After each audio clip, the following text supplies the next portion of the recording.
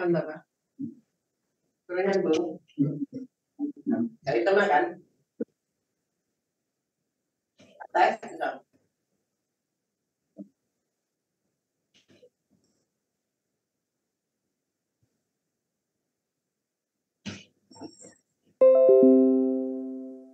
Sudah dulu, Pak.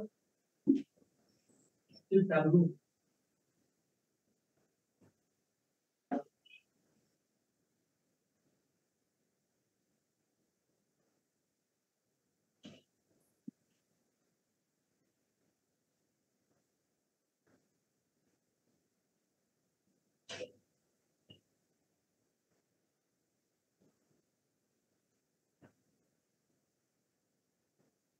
Gimana, Mas Najib? Sudah lengkap, teman-teman?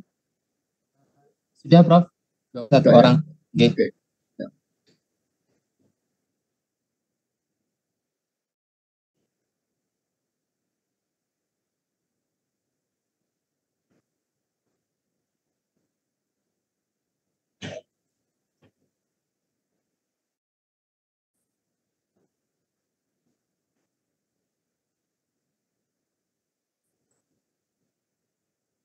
Ya. Sudah bisa dilihat PowerPoint saya? Sudah ya?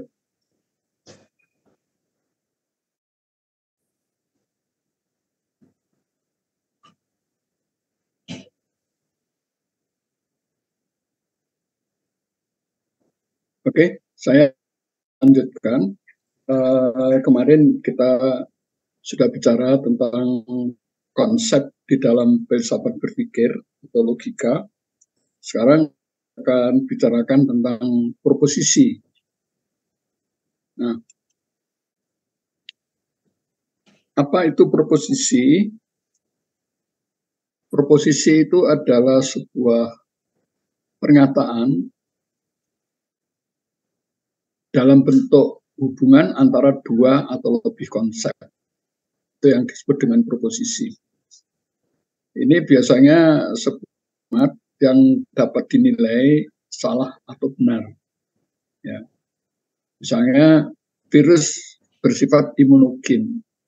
Jadi virus itu adalah konsep, imunogen itu adalah konsep.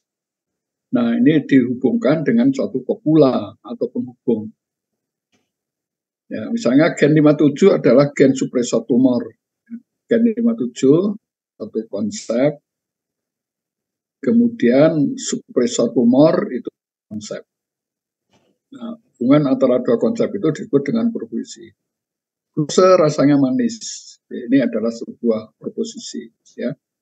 Sehingga di dalam tesis misalnya, ya, rumusan masalah, sebuah proposisi yang dipertanyakan kebenarannya. Tujuan penelitian itu sebuah proposisi yang ingin dicapai dari sebuah penelitian. Hipotesis itu juga sebuah proposisi yang ingin dibuktikan. Ya, jadi ini akan sangat banyak kita gunakan ya dalam kehidupan kita sehari-hari. Nah, itu selalu ada tiga unsur, ada S, ada K, ada P. S itu adalah subjek, ya, P itu ada predikat, dan Ko itu adalah kopula atau penghubung atau media. Nah, subhal yang diakui, jadi affirmate atau yang dipungkiri, subjek ini bisa negatif, bisa positif dari sebuah konsep, ya kan? Kita bicara ada konsep positif, ada konsep negatif. P ini ada apa yang diakui atau dipungkiri tentang subjek. Ini adalah tentang konotasi dari sebuah konsep, ya, merupakan predikatnya. Nah, kopula atau media atau penghubung antara subjek dan predikat. Ya, kopula ini tentu supaya dua konsep itu S dan P itu punya makna, maka harus ada penghubungnya, ada medianya. Ya. Nah, proposisi itu ada bermacam, ada yang analitis, ada yang sintetis, ada yang hipotetis, ada yang kritis, ada yang disjuntif, ya, berdasarkan sumber dan bentuknya. Ya. Saya mulai dari proposisi analitis. Proposisi ini adalah pengertian predikat di dalam proposisi itu sudah melekat pada subjeknya. Jadi misalnya mangga adalah buah-buahan. Jadi buah-buahan itu ya sudah melekat pada mangga. Mangga itu memang buah-buahan. Bakteri adalah mikroba. Ya, memang bakteri itu adalah suatu bentuk mikroba tunggal. Nah, di dalam hal analitis ini, proposisi analisis tidak menghasilkan pengertian baru. Benar atau tidaknya dilihat dari apa ada atau tidak pernyataan itu sendiri. Ya, dan ini bersifat a priori, tidak dipertimbangkan pembuktian secara empiris. Ini cukup dibuktikan dengan benar saja. Ya, ini adalah proposisi analitis. Nah, berikutnya adalah proposisi sintetis.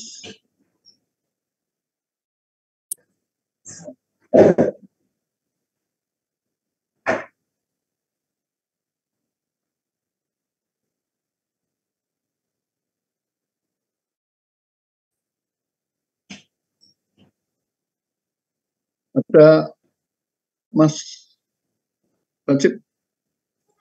Ini Prof, ada yang suara, ntar saya hubungi. Ada suaranya yang bocor. Oh, suara apa itu ya? Ini ada salah satu peserta yang mic-nya nyala, Prof. Terus saya hubungi. Bocor ya? Nah, oke. Sekarang proposisi itu predikatnya bukan keharusan bagi subjek. Tidak seperti pagi tadi yang mangga dan buah-buahan. Jadi tidak ada predikat bukan keharusan bagi subjeknya. Misalnya logam berat bersifat imunogen. Ya. Daun salam berkhasiat obat. Ya. Logam dan imunogen itu sesuatu yang tidak ada hubungannya, tapi dihubungkan dengan subjeknya. Gitu. Ya. Nah, proposisi sintetis ini adalah proposisi dari mana dihasilkan pengetahuan baru di luar subjeknya. Nah, proposisi sintetis ini diuji kebenarannya berdasarkan kenyataan. Jadi harus ada eksperimennya, ada mungkin ada penelitiannya begitu, sehingga apa betul logam berat itu bersifat imunogen, betul daun salam itu berkhasiat obat. Ya, jadi ini diuji kebenarannya berdasarkan empiris, jadi harus dibuktikan melalui empiris. Tadi tidak cukup hanya sampai nalar saja. Ini adalah proposisi sintetis. Nah, biasa judul penelitian ini juga berupa proposisi sintetis ini, rumusan masalah, tujuan penelitian, hipotesis, itu biasanya adalah proposisi sintetis yang karena ya, kebenarannya harus diuji secara empiris melalui penelitian, baik eksperimen maupun melalui survei. Nah, yang berikutnya adalah produksi kategorik. Ya, jadi di sini kategorik itu pernyataan yang tanpa ada syaratnya. Komposisi proposisi kategorik ini terdiri dari selain SKP juga ada key quantifiernya, ya, jumlah. Nah, jumlahnya ini bisa universal, bisa partikular, singular. Ya, kalau partikular itu ya semuanya atau seluruhnya. Kalau partikular adalah sebagian, jadi tidak semuanya. Nah, kalau singular itu bersifat individu. Jadi di sini nanti ada termnya, ada kopulanya, dan ada term predikatnya. Sebagai contoh misalnya, semua virus adalah imunogen. Seluruh virus, semua virus itu adalah imunogen. Berarti ini bersifat universal. Ya. Kemudian kalau virus DNA adalah imunogen. Karena virus itu ada virus DNA, ada virus RNA. Nah, sebagian dari virus itu adalah virus DNA. Jika di sini virus DNA adalah imunogen, kategori yang partikular, ya. Kemudian singular, ya. Virus cacar adalah imunogen, ya. Ini sebuah virus khusus, ya. Misalnya COVID, gitu ya. COVID-19 adalah imunogen karena COVID itu ada bermacam-macam, tapi ini ada yang disebut COVID-19, artinya dia adalah singular, ya. Singular, hanya satu jenis virus saja. Nah, kalau yang negatif tentu semua karbohidrat bukan imunogen. Heksose bukan imunogen, glukose bukan imunogen. Ini adalah kata yang negatif, ya. Jadi bukan, no, tidak, itu adalah pernyataan-pernyataan negatif. Nah, proporsi distributif ini kopulan sifat penyebaran, komposisinya adalah predikat subjek. Penyebaran itu ada beberapa kemungkinan. Kemungkinan pertama, dan predikat sama luas penyebarannya. Yang kedua, kemungkinan predikat menyebar lebih luas daripada subjeknya. Ketiga, sebagian subjek menyebar di dalam predikat. Keempat, subjek menyebar di luar predikat. Sedangkan yang kelima, bagian subjek tidak tercakup di dalam predikat. Ya, jadi ini distributif ini ada 5 kemungkinan, ya, yang barangkali kalau lebih mudah mengerti kalau digambar, gitu ya. Jadi misalnya ini.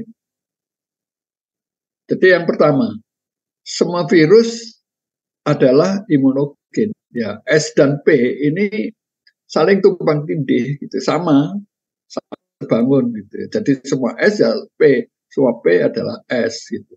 Ya. Nah, kalau yang kedua ini adalah semua penicillium jamur.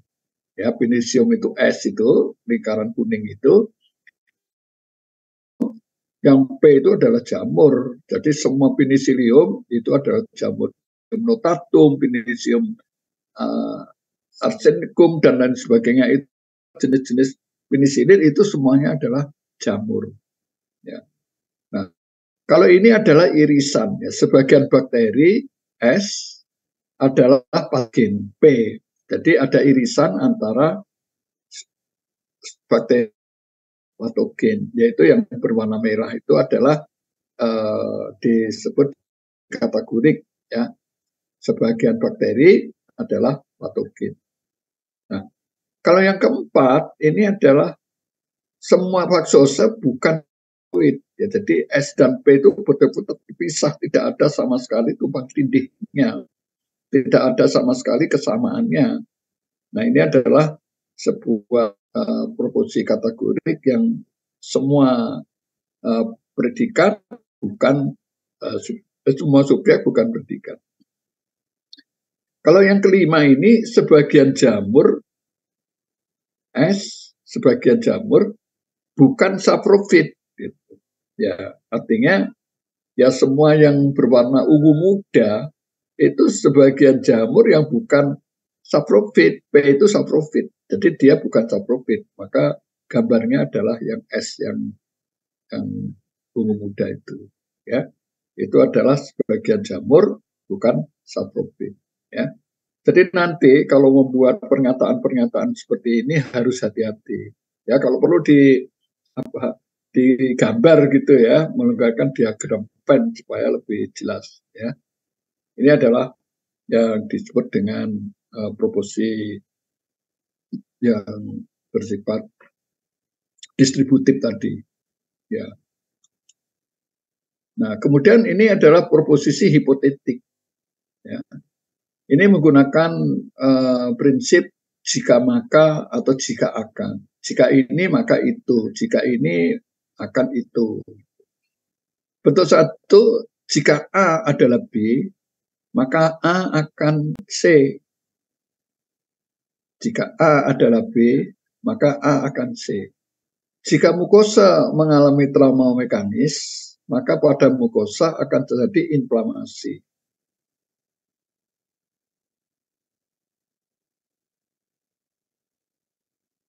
Ayo, mana A, mana B, mana C? Sunita. Ayo Sunita. Sunita ada orangnya?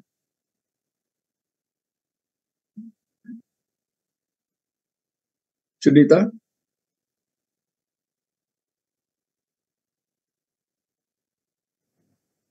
Sunita? Sedang ketiduran ya? Udah. Ayo Sunita, bagaimana ini? Jika A adalah B, maka A akan C. Jika mukosa mengalami trauma mekanis, maka pada mukosa akan terjadi inflamasi. Mana A, mana B, mana C?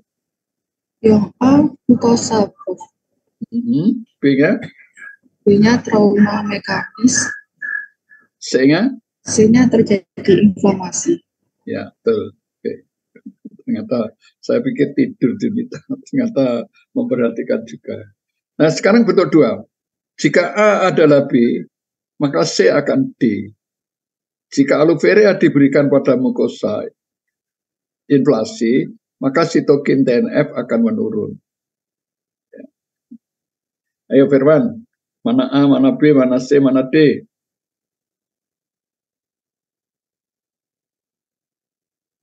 Hadir, Prof. Ayo.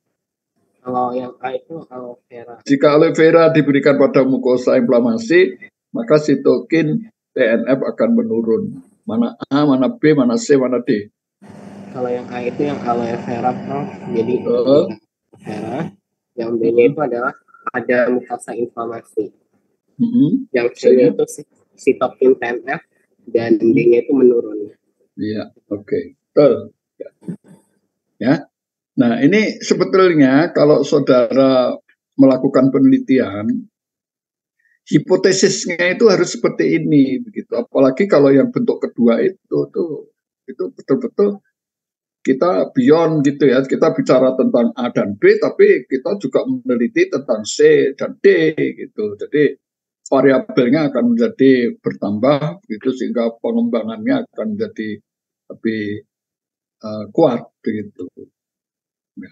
Ini adalah disjungtif, ini biasanya pernyataan ya atau tidak, ya, dan juga bakteri bersifat gram positif atau gram negatif, atau gitu ya. Jadi di sini bakteri bersifat patogen atau bersifat imunogen. Jadi di sini antara A dengan B dan B dengan C itu betul-betul distinct different gitu ya. Ini adalah proposisi yang sifatnya disjungtif, jadi tidak ada hubungan sama sekali. Nah, puncak dari logika atau filsafat pikir itu adalah pada proses pengimpulan, ya, atau di dalam bahasa filsafat berpikir dinamakan argumentasi. Apa itu argumentasi?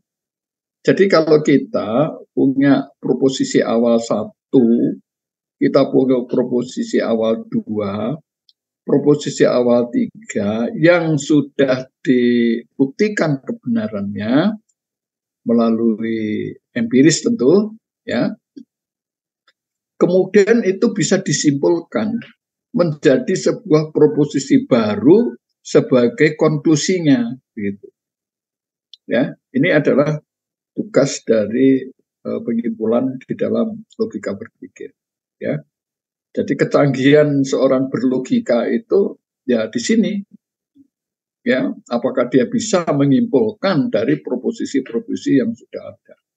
Misalnya hasil penelitian 1, hasilnya A adalah B, proposisi 2 hasilnya X ada hubungan dengan Z, proposisi 3 kemungkinan ada N itu berpengaruh terhadap G, gitu. Lalu so what, gitu. Konklusinya apa? Kesimpulannya apa? Itulah yang disebut dengan argumentasi. Ini biasanya diimplementasikan di dalam penulisan tesis itu di pembahasan. Di pembahasan itu isinya adalah menyimpulkan sesuatu yang sudah kita dapatkan. Sehingga kita akan mendapatkan kesimpulan baru itu baru namanya argumentasi ya atau penyimpulan ya, yang sekali lagi itu biasanya adalah merupakan bagian dari penulisan tesis di bab pembahasan.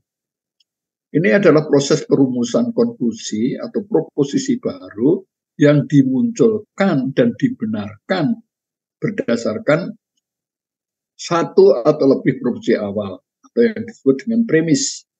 Premis ini adalah proposisi awal yang sudah dibuktikan kebenarannya. Ya. Ini adalah yang dimaksud dengan pengimpulan atau argumentasi atau di dalam bahasa filsafat berpikir disebut dengan inferensi. Nah, pengimpulan itu ada dua strategi, ada deduktif dan ada induktif. Ya, dari pengetahuan bersifat umum itu bisa disimpulkan menjadi pengetahuan bersifat khusus atau sebaliknya, pengetahuan bersifat khusus bisa disimpulkan menjadi pengetahuan bersifat umum. Kalau dari umum menuju ke spesifik, itulah yang disebut dengan pengimpulan deduktif. Ya. Sedangkan kalau dari pengetahuan yang sifatnya khusus menuju ke pengetahuan yang bersifat umum, itu dinamakan pengimpulan induktif. Ya. Sehingga nanti dalam penelitian itu selalu ada deduktif, ada induktif. Dari teori-teori yang umum, kita rumuskan hipotesis yang spesifik, itu namanya adalah deduktif, ya. Tapi dari data-data empiris kemudian kita simpulkan jadi sebuah kesimpulan umum, ya, itu dinamakan proses deduktif, ya, logika induktif. Nah, saya akan mulai dengan deduksi. Deduksi sekali lagi, pengimpulan tidak langsung dengan menggunakan mediasi atau mediatum, dan deduksi ini biasanya disebut dengan silogisme. Ya. Jadi silogisme itu ya deduksi itu disebut dengan silogisme. Nama populernya dari deduksi ini adalah silogisme. Nah, di dalam silogisme itu ada 3 komponen. Ya. Pertama adalah premis mayor. Ya. Ini disebut dengan predikat, ya, sebagai predikat. Ya. Kemudian premis minor, ya, minor term, ini disebut dalam deduksi berposisi sebagai subjek. Nah, kemudian nanti ada premis medial term atau penghubung, ya. Jadi ada P, ada M, ada P, ada S, kemudian M-nya penghubung. Jadi seperti SKP tadi, ada subjek, ada predikat, ada kopulanya. Nah, silogisme ini ada bermacam-macam, ada yang kategorik, ya, ada yang hipotetik, dan ada juga yang distinktif. Oke, saya akan mulai dengan bentuk umum dari silogisme. Sekali lagi, silogisme ini deduktif, berarti ada premis mayor, ada premis minor, dan ada kesimpulan. Ya, tentu nanti ada penghubung, dari situ nanti akan kita rumuskan kesimpulannya. Nah, premis mayor itu bisa subjek kemudian dihubungkan dengan medial term SM, premis minornya adalah MP. Nah, di sini kesimpulannya selalu SP. M itu tidak masuk di dalam kesimpulan. Ini kalau di reaksi kimia itu seperti katalisator gitu ya, dan tidak akan menjadi produk di dalam reaksi. Sama, ini juga gitu. Medial term itu selalu akan hilang dari kesimpulan. Nah, atau dimulai premis minornya adalah PM, predikat medial term, premis minornya subjek medial term. Tetapi kesimpulannya adalah subjek predikat. Atau barangkali MP, MS, kesimpulannya SP. Atau barangkali PM, MS, SP. Jadi semua kesimpulan dari deduksi adalah subjek predikat, subjek predikat, subjek predikat. Ya, medial termnya itu bisa hilang dari proses silogisme ini. Nah, kesimpulan sekali lagi selalu subjek predikat. Ya, premis middle term tidak ada di dalam kesimpulan. Kemudian silogisme ada 3 macam tadi ya, ada silogisme kategori. Proseduralnya adalah bahwa premis mayor itu bisa M, PM atau MP. Ya, kemudian premis minornya bisa SM atau MS. Konklusinya tentu subjek predikat. Nah, di dalam melakukan silogisme itu ada 8 ketentuan yang harus dipenuhi agar kesimpulan dalam silogisme kategorik itu sah, ya, dianggap valid, benar, ya.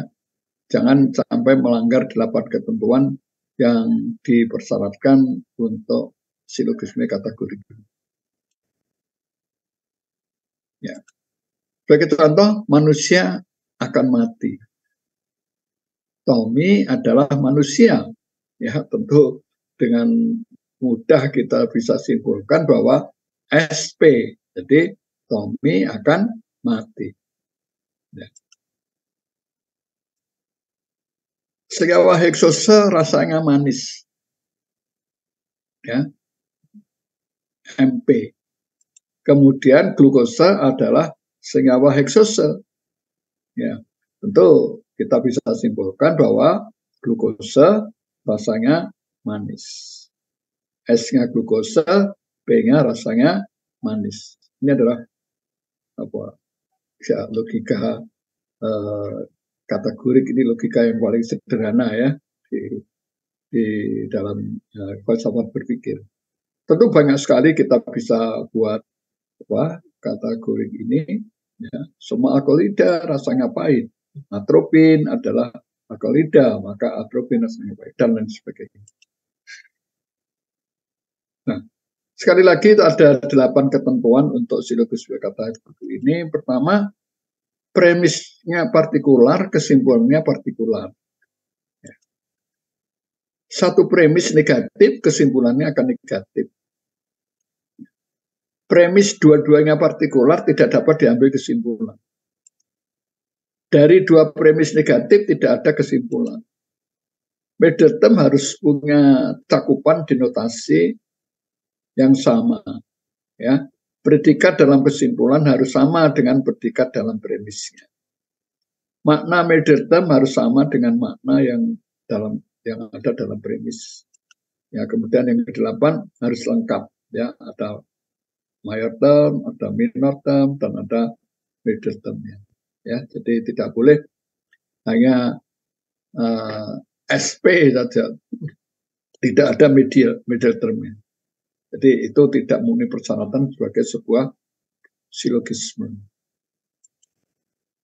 Nah, kemudian berikutnya adalah silogisme hipotetik. Ya, jika maka, jika maka, jika maka, jika maka. Ya, jika sel mengalami mutasi, maka sifatnya akan berubah menjadi sel ganas.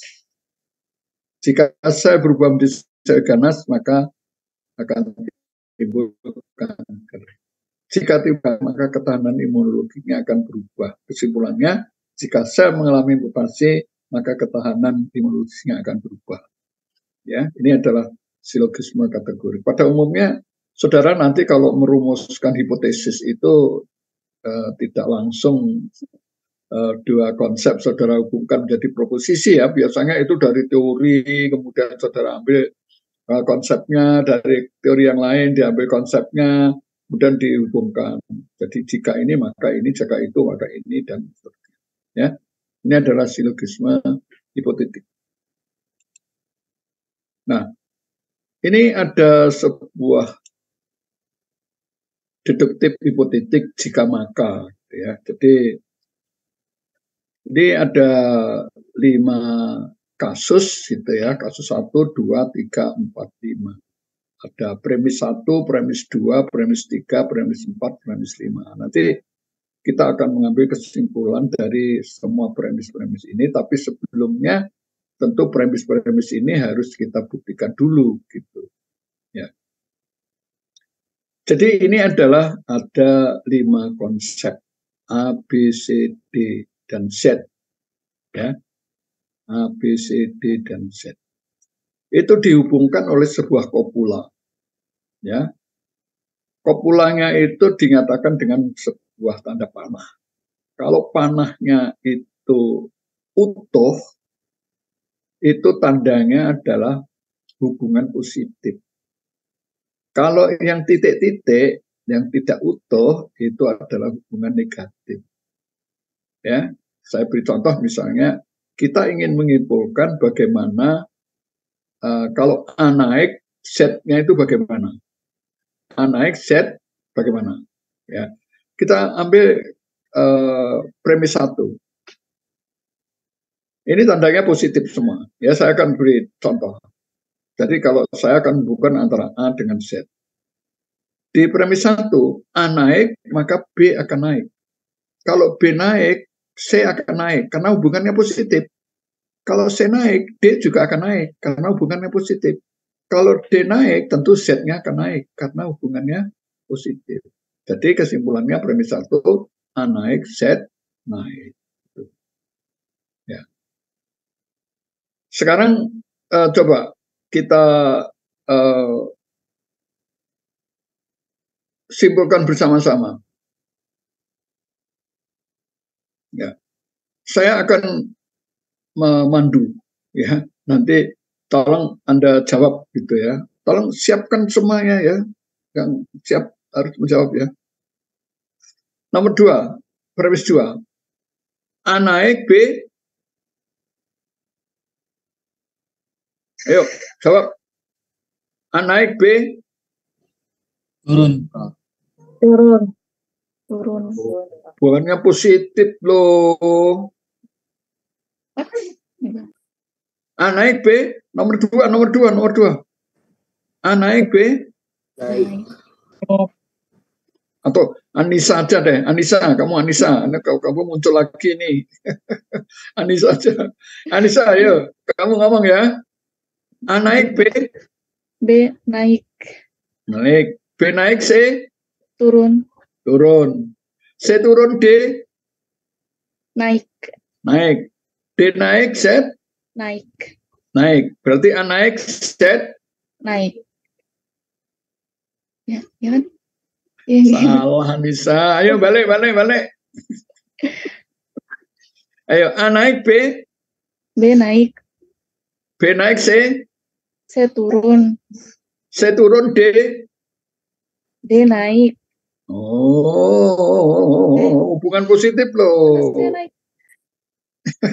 Ya turun, kalau naik. Itu hubungannya positif. Gitu. Ayo, ulang. Nomor 2, A naik, B.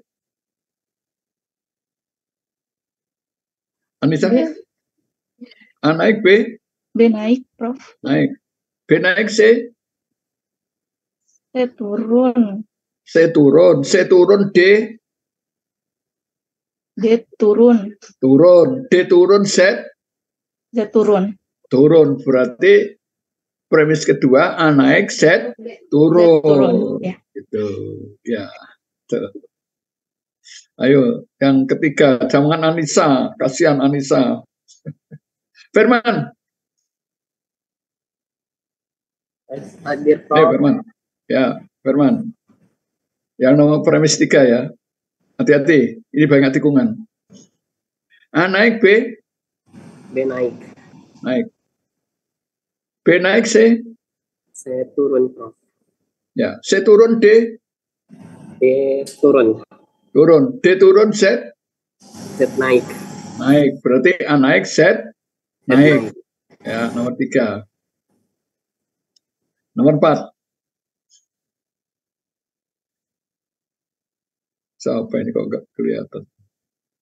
Yang kelihatan cuma 3 orang. Coba cari orang. Cari teman.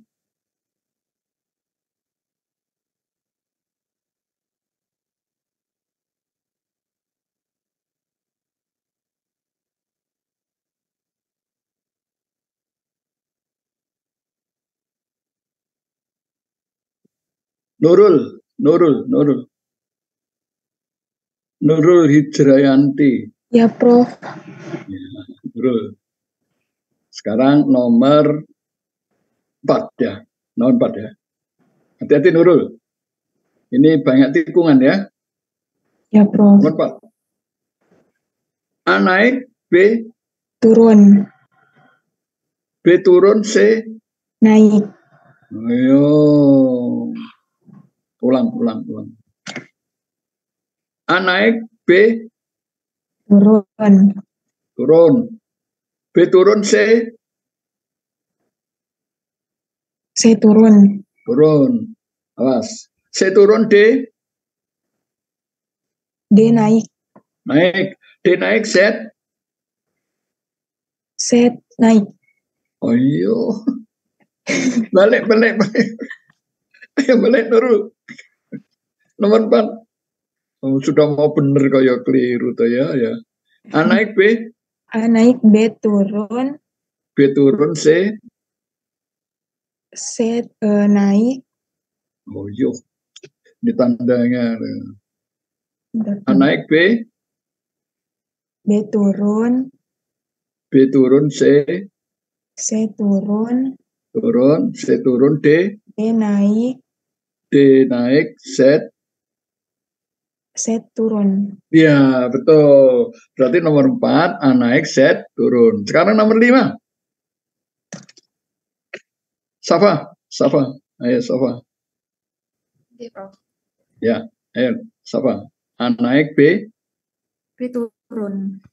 B turun, C Naik, Prof. naik, D Turun, Prof. turun, Z. Naik. Ya, berarti A naik, Z naik. Ya, berarti coba kita ulang ya. Berarti A naik, nomor 1, A naik, Z naik. Nomor 2, A naik, Z turun. Nomor 3, A naik, Z naik. Nomor 4, A naik, Z turun. Ya, kemudian nomor 5, A naik, Z naik. Nah, lalu kesimpulannya apa?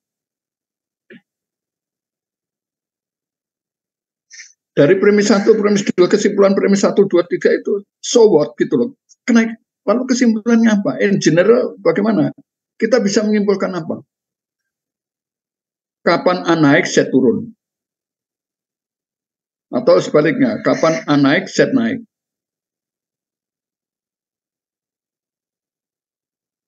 Nomor 1, A naik, Z naik. Nomor 2, A naik, Z turun. Nomor 3, A naik, Z naik. Nomor 4, A naik, Z turun. Nomor 5, A naik, Z naik.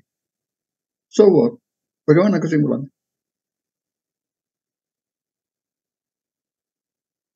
Apa kesimpulan kita?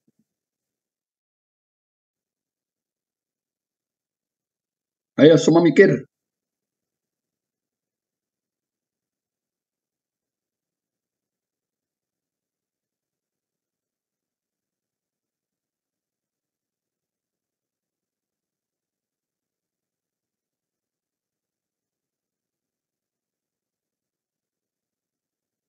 Kapan A naik, Z turun? Dari 1 apa? 2 dengan 3 di bedanya apa? Kok A naik, Z satunya A naik, Z turun?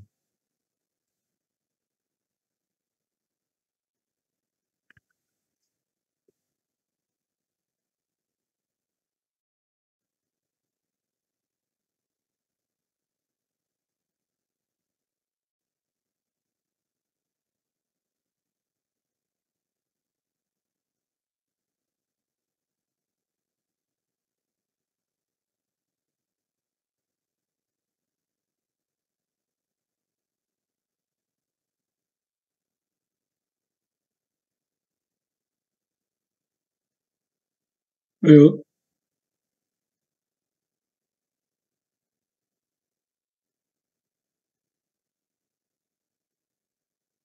siapa yang bisa menyimpulkan?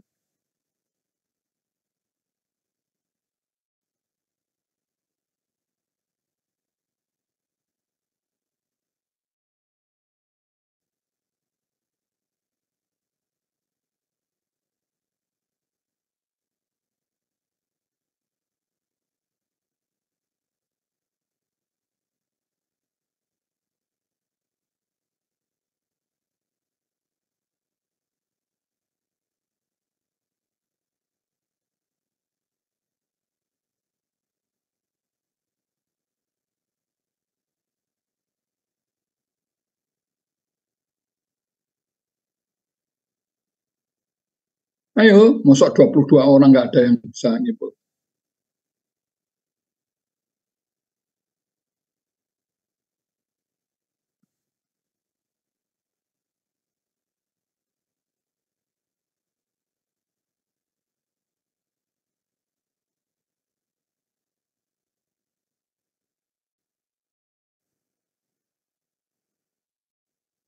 Ayo Sinta, kamu mikir apa Sinta? Bisa simpulkan Sinta.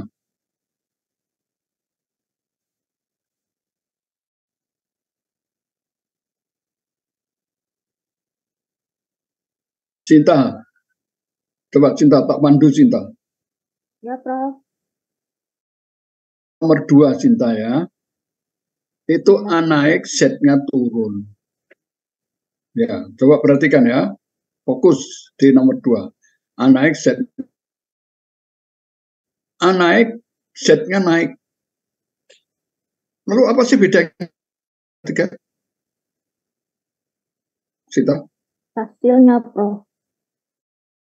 Hasilnya ada yang nomor 2 tuh kan A-nya naik, B-nya kan turun. Jadi hasilnya sih, Prof.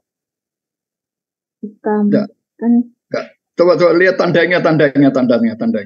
oh ya. Antara kelompok 2 dan kelompok 3 itu apa sih bedanya? Kok di 2 itu A naik, Z-nya turun, kalau di nomor 3 itu A naik, Z-nya naik, gitu loh. Kapan naik, kapan turun? Bedanya kan di tandanya itu kan. Di D.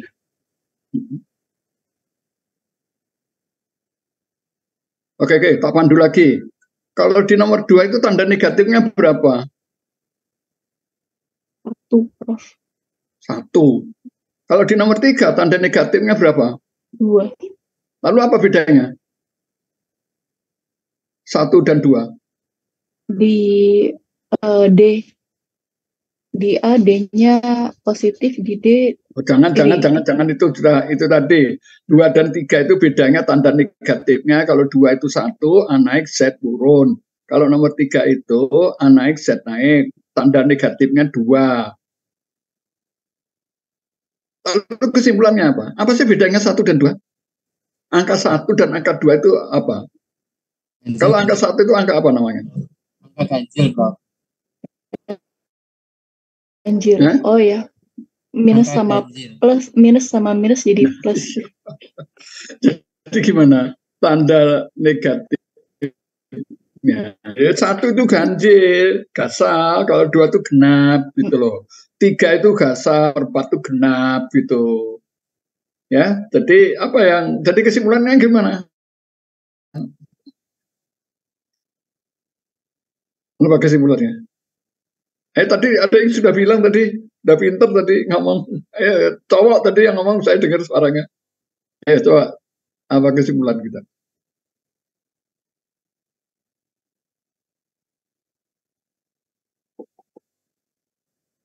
Kalau jumlah notasi negatifnya ganjil, hasilnya akan berbeda, Bro. Kalau A naik, Z turun. Kalau negatif konotatifnya genap, hasilnya akan sama, A naik, Z naik. Ya, betul. Jadi kalau tanda negatifnya gasal, maka A naik, Z turun. Kalau tanda negatifnya genap itu ya mulai dari 2 itu genap. Kalau ganjil itu 1, 3 itu ganjil. Ya, begitu. Jadi kita harus bisa menyimpulkan kayak gitu. Ya, jadi kita dari 1 sudah jelas, 2 tapi so what gitu loh dari kesimpulan. Itu yang dinamakan konklusi. Saya sangat mengharapkan ya nanti di tesis itu kesimpulan itu, konklusi itu adalah yang sifatnya umum. Ya, jadi jangan kesimpulannya itu ya hasilnya aja. Pengaruh ini terhadap ini dengan signifikansi ini, ada pengaruh ini, itu just serius itu. So what your conclusion? Itu penting ya, nanti saudara kalau bisa menyimpulkanlah sesuatu dari apa yang dihasilkan itu. Premis-premis itu sudah diuji kebenarannya, mungkin di dalam pustaka sudah ada, di hasil penelitian sudah ada, lalu bisa disimpulkan secara umum, in general apa. Itu baru namanya konklusi gitu ya. Mohon maaf ya, selama ini kalau menguji tesis itu isinya itu bukan konklusi, itu hasilnya itu, tapi di balik hasil itu mestinya ada kesimpulan umum. Kalau tanda negatifnya kasal, maka antara A akan Z akan turun, tanda negatifnya genap, maka A naik, Z akan naik. Itu baru namanya konklusi. Ya, oke. Nah, sekarang penyimpulan induktif. Ya, induktif ini ada beberapa jenis ya, paling tidak ada 2 jenis. Jadi ada induktif generalisasi, ya. Kemudian ada analogi. Kalau generalisasi, jika A, ada B, ada C, menunjukkan adanya P dan Q. Tidak ada P tanpa Q, maka kesimpulannya, maka semua P adalah Q. Kalau analogi, ada A, ada B, ada C, menunjukkan adanya R dan S. K adalah R, maka K adalah S. Itu adalah analogi. Ya. Ini. Fruktose adalah heksose berasa manis. Glukose adalah heksose berasa manis. Maltose adalah heksose manis. Fruktose, glukose, maltose adalah heksose. Kesimpulannya adalah heksose berasa manis. In general, heksose berasa manis. Ya. Ini ada sifatnya generalisasi. Ya. Kalau G, misalnya fruktose adalah heksose dan berasa manis. Glukose heksose dan berasa manis. Maltose adalah heksose dan berasa manis. Pyranose adalah heksose. Maka kesimpulan kita analogi pyranose berasa manis. Ya, ini adalah namanya induktif analogi. Nah, saudara-saudara, dalam filsafat ilmu dan filsafat berpikir, deduktif induktif ini menjadi sangat penting ya bagi saudara-saudara yang nanti lulus S2 itu harus kuat di deduktif dan kuat di induktifnya. Ya, tentu di dalam melakukan deduksi, saudara harus hati-hati terhadap 8 persyaratan yang perlu saudara perhatikan. Dan di dalam deduktif, induktif itu ada sesuatu yang saudara cermati. Jadi misalnya di dalam deduksi, ya. Dalam deduksi itu premis-premisnya harus benar. Ya, karena premisnya tidak benar, maka kesimpulan. Sebagai contoh misalnya, yang bisa terbang adalah burung. Helikopter bisa terbang. Tentu saudara tidak bisa menyimpulkan bahwa helikopter adalah burung, karena di situ ada kesalahan. Ya, mungkin di premis mayornya atau di premis minornya. Di induktif juga begitu. Di induktif itu saudara hati-hati dalam melakukan generalisasi. Ya misalnya sapi ada mulutnya, babi ada mulutnya, kucing ada mulutnya, anjing ada mulutnya. Sapi, babi, kucing adalah binatang. Maka binatang ada, semua binatang ada mulutnya. Ya, hati-hati. Jangan kalau generasi jangan salah. Jadi misalnya begini.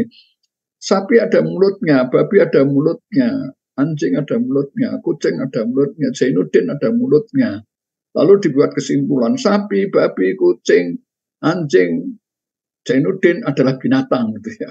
Ya, saya kira itu kesalahan induktif yang sangat fatal lah gitu ya. Ya jelek-jelek begini kan bukan binatang gitu ya. Jadi tidak boleh membuat generalisasi dari satu individu menuju sebuah konotasi yang salah.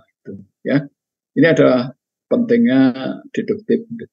Ya, saya kira sementara sampai di sini dulu, ya. Nanti Mas Najib akan mengatur waktunya.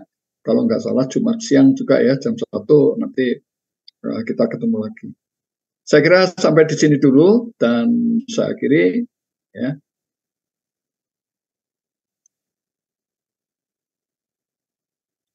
Mungkin ada sesuatu yang ingin disampaikan.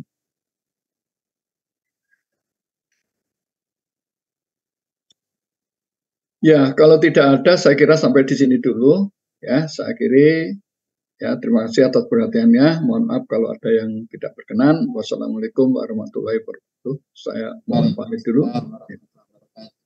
Terima kasih, Prof. Terima kasih, Prof.